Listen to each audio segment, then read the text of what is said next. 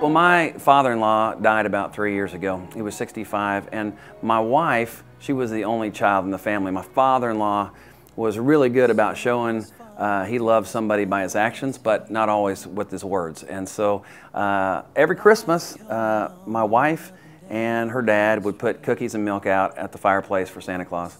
And the next morning she would come around the corner all ready for Christmas, and the milk would be gone, the cookies would be gone, and there would always be a note from Santa Claus written in his left hand.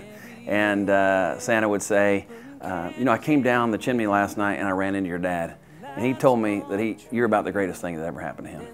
And my wife loved those notes. And so she would write Santa even when she was in high school, into college, she would come home and she would leave notes, because that was the one time she got to hear how her dad felt about her.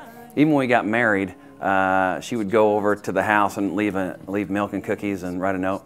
And I remember our first year we got married, she gets up, goes over to the house, and it said, "Hey, I ran into your dad last night. He thinks you're about the greatest thing that happened to him. He thinks your husband could learn to fix some things around the house, but he thinks he's an okay guy." And so it was just a sweet time. He loved Christmas and was just a great man.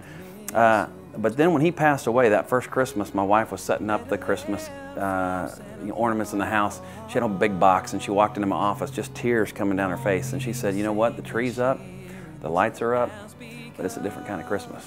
Dad's not here." And so the whole idea behind this song is that at some point or another, we will all lose somebody that's close to us, and that first Christmas is a tough one to get through. And so what we realized is, as the years have passed on, is that even though that person's gone, their legacy still lives on. And so we try to pass that legacy down to his grandchildren, how he loved people, how he treated people, how he loved Christmas. And as it says in the song, just because you're up in heaven doesn't mean you're not here.